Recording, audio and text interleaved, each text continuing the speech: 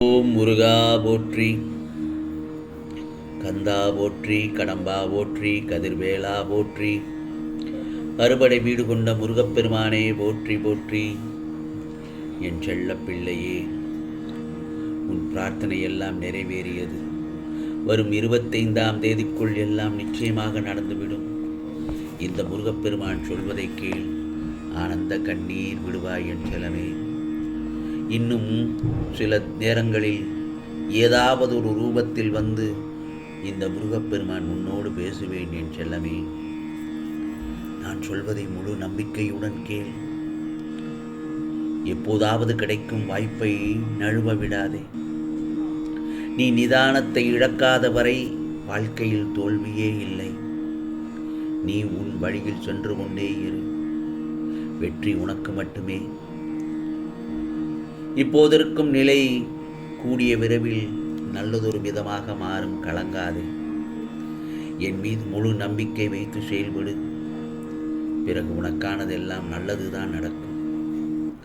உன்னுடைய பாரங்கள் கடுமையாகவும், வேதனைகள் தாங்க முடியாததாகவும், வாழ்க்கை நெருக்கடியாக இருப்பதை பார்த்து மிகவும் கவலைப்படுகிறாய். யார் இந்த இக்கட்டான நேரத்தில் நமக்கு உதவுவார் என்று எல்லா இடத்திலும் கையை விரித்து கலக்கம் கொண்டுள்ளாய். என் செல்ல பிள்ளையே, துக்கமும் துயரமும் உன்னை அழுத்தி கொண்டே இருக்கிறது. அப்படித்தானே? இதில் இருந்து எழுந்து வர முயற்சி செய்கிறாய். ஆனால் உன்னால் முடியவில்லை. இந்த முருகப்பெருமானை நம்பி என் ஆலயத்திற்கு வா. முருகா முருகா என்று என் நாமத்தை சொல்லிக்கொண்டு என்னுடைய ஆலயத்திற்கு வா. அங்கு என் ஆசீர்வாதமும் நல்லதொரு அருளும் நிச்சயமாக கிடைக்கும். அங்கு யாராவது ஒருவர் மூலமாக நானே வந்து உனக்கு வழி சொல்லுவேன். என் வார்த்தைகள் மீது நம்பிக்கை வைத்து செயல்படு. ஆம் செல்லமே, உன்னுடைய பாரம் என் பாதத்தில் உள்ளது. உன்னுடைய பாரம் என் பாதத்தில் உள்ளது. வளமுடன் வாழ என் ஆலயத்திற்கு வா. நான் எல்லா உயிர்களிடத்திலும் உறைந்து இருப்பவன். எனக்கென நீ நெய்வேத்தியம் படைக்காவிட்டாலும், நீ எதை உண்ணும் போதும் மட்டும் என்னை நினைவில் மட்டும் வைத்து கொண்டால் நான் அதையே பிரசாதமாக ஏற்றுக்கொள்வேன். இந்த உலகமே தலைகீழாக மாறட்டும். நீ கலக்கம் அடையக்கூடாது. உன்னை காப்பதே இந்த முருகப்பெருமானின் முதல் கடமை அல்லவா? அதே நேரத்தில் எந்த ஒரு செயலை தொடங்கும் முன் நீ என்னை நினைத்துக்கொள். முருகா முருகா, இதை நல்ல விதமாக நடத்தி காட்டு முருகா என்று. அப்பொழுது உனக்கு எது நல்லது எது கெட்டது, இது சரியா தவறா என்று உனக்கு பக்குவமாக எடுத்துச் சொல்வேன். உனக்கு சதா சர்வகாலமும் உன்னோடு இருந்து உன் விருப்பங்களை ஒவ்வொன்றாக நிறைவேற்றித் தருவேன். கவலைப்படாதே. முருகா சரணம் என்று என் நாமத்தை நீ கூறினால் என்றும் உனக்கு பக்கபலமாக நான் இருப்பேன். கவலைப்படாதே. உன்னை காப்பாற்ற வேண்டும் என்ற சூழ்நிலை வந்தால் இயற்கையை கூட கட்டுப்படுத்துவேன். என்னையே உற்று நோக்கி பார்த்து கொண்டிருக்கும் என் கண்களையும், என் பெயரையே உச்சரித்து கொண்டிருக்கும் உன் உதடுகளையும், என்னையே சுவாசமாக்கி உள்ளிழுத்து வெளிவிடும் உன் மூச்சுகளையும், என் நாமத்தையே சுவையென கூறும் உன் நாக்கையும், என் பெயரை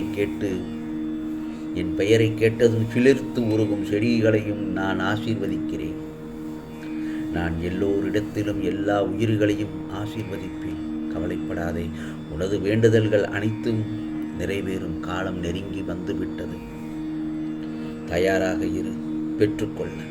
உன்னை யாரெல்லாம் இகழ்ந்து பேசினார்களோ அவர்கள் முன்பு நீ நன்றாக வாழும் காலம் வந்துவிட்டது.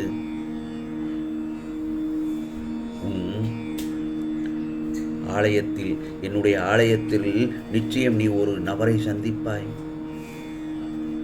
அங்கே உனக்கான வெற்றிக்கான நேரம் குறிக்கப்பட்டுவிடும். கவலைப்படாதே. அந்த நபரிடம் பேசும்போதே இந்த முருகப்பெருமான் தான் நமக்கு காட்சி அளிக்கிறார் என உணர்ந்து சந்தோஷப்படுவாய். தேவையான சமயத்தில் எல்லாம் உன்னை தேடி வந்து நிச்சயம் உதவி புரிவேன். என் பிள்ளைக்கு செய்யாமல் வேறு யாருக்கு நான் செய்யப் போகிறேன்? உன்னை என் கூடவே நடத்தி செல்வேன். உன்னை பாதுகாப்பதும் உன்னை வழி நடத்தி செல்வதும் இந்த முருகப்பெருமானின் கடமை அல்லவா? என் மீது நீ கொண்டுள்ள நம்பிக்கைதான் உன்னை எப்போதும் காத்துக்கொள்ளும்.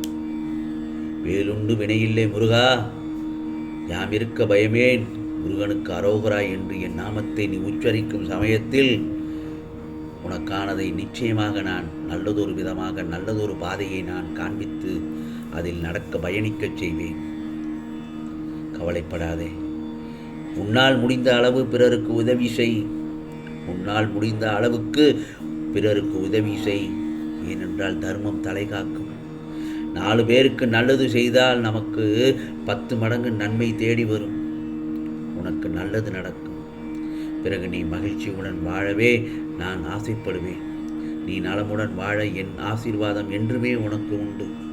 அதே போலத்தான் இன்னொன்று சொல்ல ஆசைப்படுகிறேன். வெற்றி என்பது தற்செயலாக கிடைக்காது. தன்னுடைய செயலாக கிடைப்பதுதான் முழு வெற்றி. நீரைப் போல எந்த சூழ்நிலையிலும் வாழ பழகிக்கொள். ஏனென்றால் ஒவ்வொரு நிமிடமும் உன்னால் ஜெயிக்க முடியும். ஆனால் அந்த முதல் நிமிடம் மட்டும் நீ நிதானமாக யோசிக்க வேண்டும். புரிகிறதா? உன் கடந்த காலம் உனக்கு பாடமாக இருக்க வேண்டுமே தவிர அது பாரமாக இருக்கக்கூடாது. உன் மனதை எப்போதும் ஒளியாக வைத்துக்கொள். நீ நினைக்கும் எண்ணம் உயர்வாக இருக்கணும், சாதிக்கணும் என்ற எண்ணம் உன்னிடத்தில் இருந்தால் சாதனை புரிவது எல்லாம் எளிதான காரியம். ஆகவே மனதில் உள்ள காயங்களுடன் நீ சிரித்து வாழ்வது அவ்வளவு எளிதல்ல. எவ்வளவு கொடியது என்று இந்த முருகப்பெருமானுக்கு நன்றாக தெரியும். அதனால்தான் உனக்கு எந்த காரியமும் பெரிதாக தெரியவில்லை. உன் சமாளிக்கும் திறமையும் பொறுமையையும் நினைத்து எனக்கு மிக்க சந்தோஷம். மகிழ்ச்சிக்கான வாழ்க்கைக்கு 2 வழிகள் உள்ளன. அது என்ன தெரியுமா? ஒன்று, சூழ்நிலைகளை மாற்று. இல்லை என்றால் அந்த சூழ்நிலைக்கு ஏற்ப நீ மாறிக்கொள். இதைத்தான் நான் உன்னிடத்தில் சொல்கிறேன். உன் தகுதியை நீயே தீர்மானித்து வாழ்க்கையில் வெற்றி பெற்றுக்கொள்.